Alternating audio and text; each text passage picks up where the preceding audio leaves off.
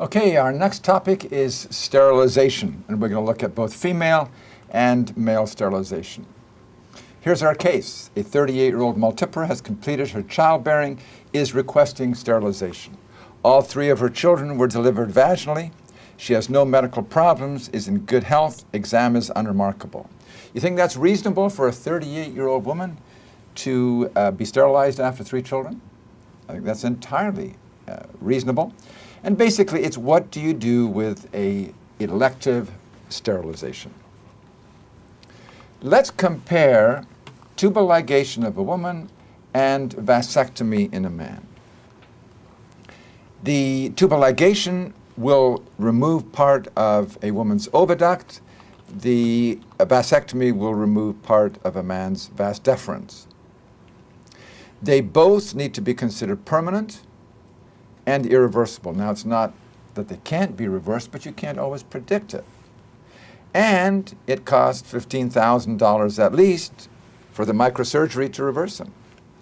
The tubal ligation is performed in the operating room. The vasectomy can be an office procedure.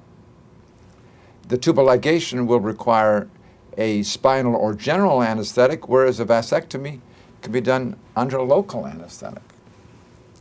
The failure rate is 1 in 200 for a female tubal ligation. It is 1 in 500 for a vasectomy. Are there any ways that you can know that the tubal ligation was successful? No. Are there ways that you can know whether the vasectomy was successful? Yes. After 12 ejaculations, when the sperm, which are downstream from where the ligation occurred, when after 12 ejaculations, bring in a semen specimen, and if there are no sperm, you can confirm that it has worked. When you look at these data, seems to me like a vasectomy has more effectiveness, lower failure rate, and is inexpensive and less complications. The one thing you should know about the vasectomy is that 50% of men who have a vasectomy will develop anti-sperm antibodies.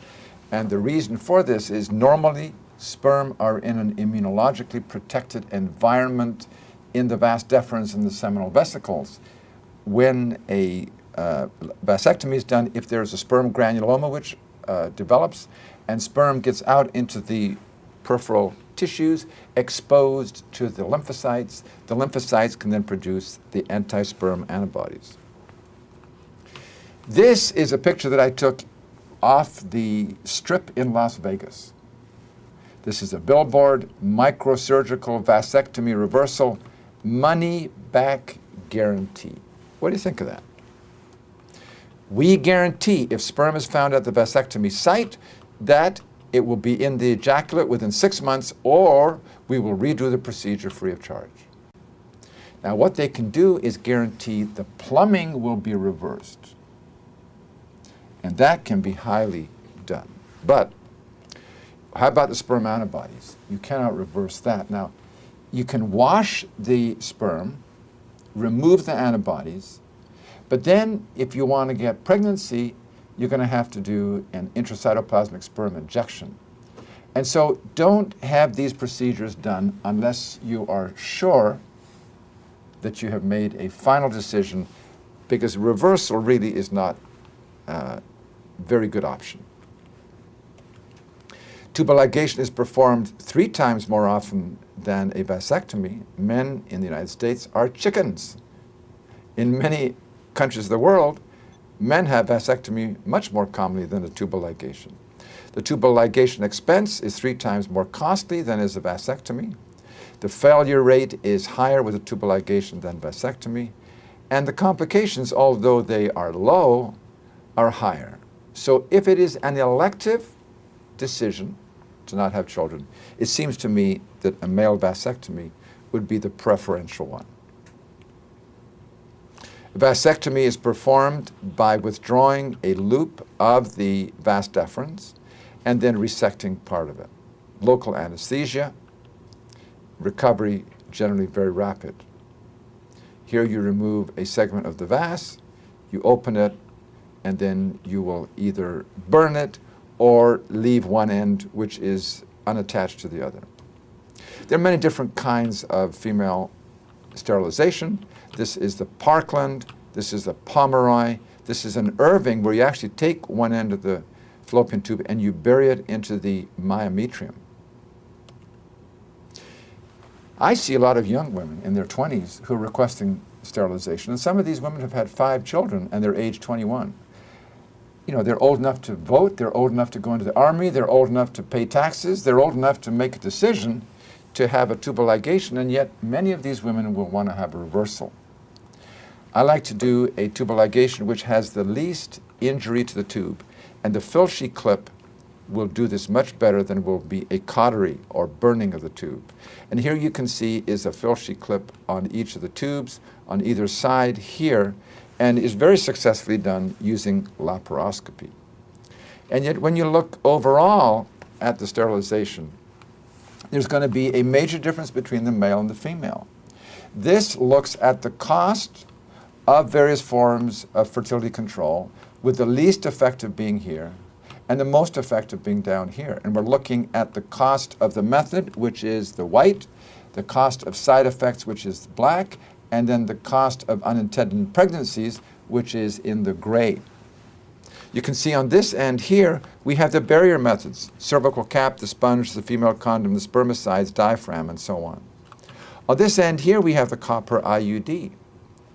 But what I want to draw your attention to, this is a female tubal ligation, and this is a vasectomy. Now, we're all intelligent, objective scientists, right? Seems to me a vasectomy is much more cost-effective than is a female sterilization. And yet, ladies, don't coerce or push your man into having it done, because if he thinks he won't be able to perform after, you probably won't. But it has nothing to do with the procedure. This looks at the cost saving with various contraceptive methods. The best are up here, and the lowest are down here. You can see the copper IUD, the vasectomy are way up high. The sponge, the female condom, spermicides are down here. This is a relatively new form of sterilization. It is a transvaginal hysteroscopic placement of a coil which goes into the tubal ostia. It irritates the tube, causes a scar tissue to form, which blocks the tube, which then renders the woman sterile. This is another form which uses a plug, which goes in here. It costs about $500 to $600, which amortized over many years is really a fairly minimal expense. When you look at the cumulative failure rate for all tubal sterilization methods, you need to realize that it's not zero. This is looking at the first year, the second year, third year, and as you notice here, each successive year, the failure rate does gradually go up until after 10 years, it is about almost a 2% failure rate.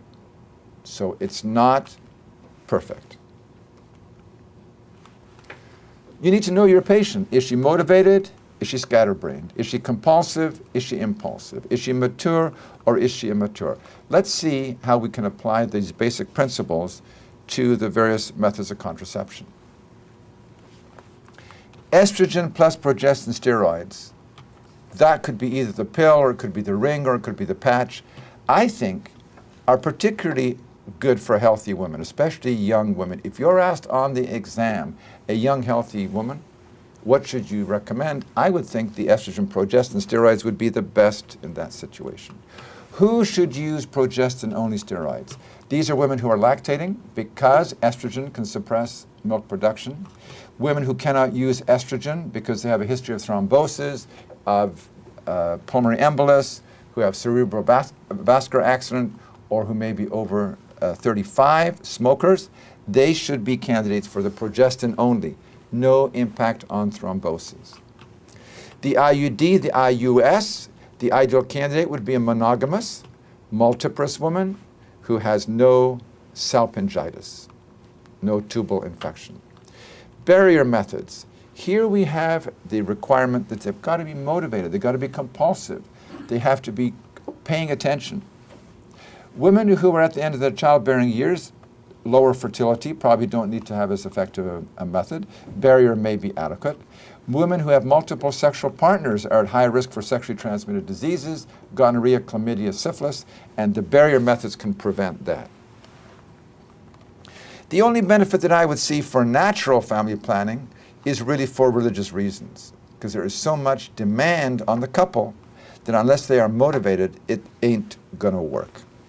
Sterilization should be for those who have completed childbearing. Let's look at specific cases. Here we have a typical healthy 17-year-old adolescent, gravida 0, para 0. She should be, I think, either on the patch, the ring, or oral contraceptives. They are removed from the time of intercourse. They have many non-contraceptive benefits that we talked about. Avoid the intrauterine device because the expulsion rates are too high.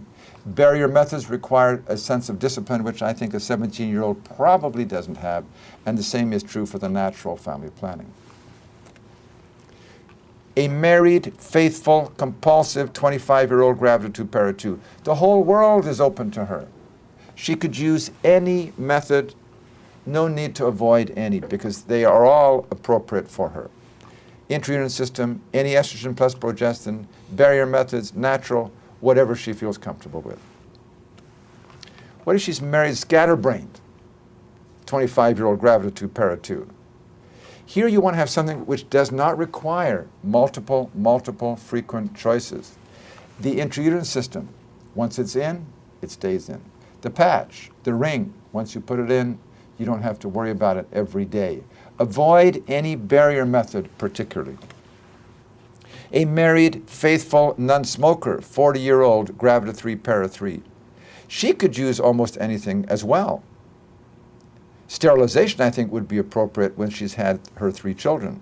But I would avoid a natural family planning because as she gets further on in her years, it's going to be much more difficult to predict when the menstrual, or should say when ovulation will occur.